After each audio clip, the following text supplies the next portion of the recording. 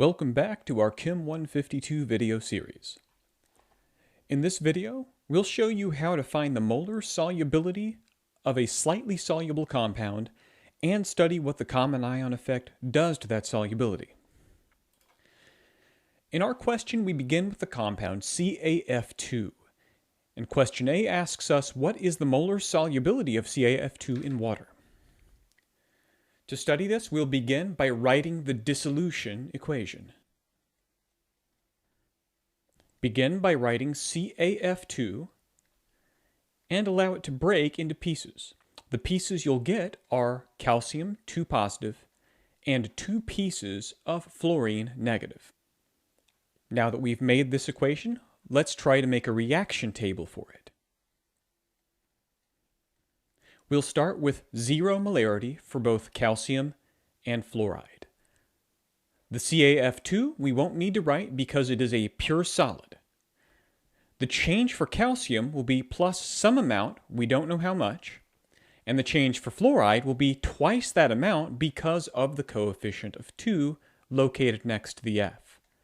This gives us equilibrium concentrations of calcium, that's X, and fluoride, that's 2X. Once we have this, we can write a KSP equation. We'll say that the KSP, which is 3.2 times 10 to the negative 11th power, equals calcium times fluorine squared. We square the fluorine once again because of the 2 next to the fluoride. Then for calcium, we'll write X, and then for fluoride, we'll write 2X, and then the 2X will also be squared.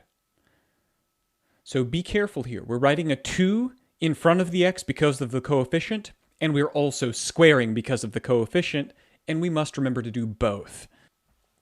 We can set this equal to 3.2 times 10 to the negative 11th power. We'll need to simplify the right side in order to continue.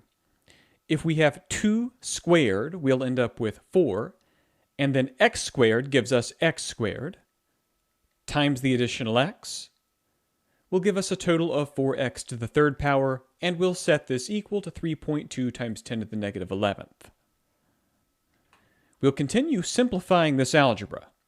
We're going to first divide by the 4. We'll have 3.2 times 10 to the negative 11th divided by 4 is equal to x to the third power. Then, in order to get x by itself, we will raise both the left and the right side to the 1/3 power in order to get rid of this x to the third.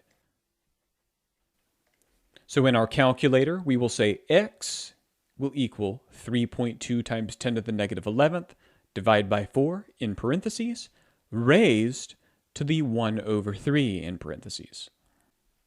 When we place this in the calculator, we will get 3.17 times 10 to the negative 4th molarity. This will be our answer to part A. Now to change this to mass solubility for part B, all we need to do is multiply by the molar mass. Our molar mass was given in the question as 78.1. So all we need to do is one more multiplication to answer part B. When we multiply, we will get 0.0248, and the units that we'll be in are grams per liter. So using this reaction table and solving for x will give us the molar solubility, and it only takes one more step to change to mass solubility.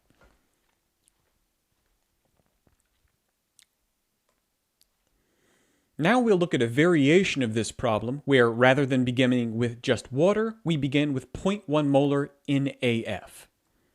Once again, we'll make a reaction table, starting with CaF2 yields 1 piece of calcium, 2+, and 2 pieces of fluoride minus. However, we're going to make a modification to the table because we begin with 0.1 molarity NaF. NaF is completely soluble and will break into 2 pieces. It will break into 0.1 molar Na, positive, and 0.1 molar fluoride minus. That 0.1 molar fluoride will go underneath the fluoride ion in this equation in the initial line. We'll place 0.1 molarity in that position in the initial line underneath fluoride. We still don't have to write anything for CaF2, and we'll write 0 for calcium 2+. The change here will be plus X for calcium and still plus 2X for fluoride. Therefore, at equilibrium, we will have X for our calcium and 0.1 plus 2X for fluoride. To simplify the algebra in the next step, we can recall that KSP is less than 1 times 10 to the negative 4, and in those cases, usually the small x approximation will be good. Therefore, that means we can strike off this plus 2x connected to the 0.1 and just use 0.1 instead, because the x will be so small that we'll end up with almost 0.1 anyway. Now we'll write our KSP equation. Recall that we'll have calcium times fluoride squared. Our calcium is X, our fluoride is 0.1 squared, and this will equal our KSP, which is still 3.2 times 10 to the negative 11th. Then we will divide both sides by 0.1 squared.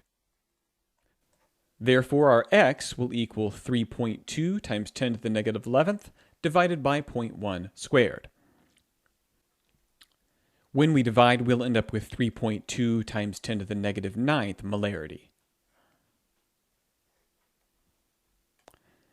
Now recall that previously we ended up with 3.17 times 10 to the negative 4th molarity. So you may notice that our molarity has gone down by a massive amount. So adding that 0.1 molarity NaF has dramatically reduced our solubility from what it would have been in pure water. Thank you for watching, and we'll see you again soon.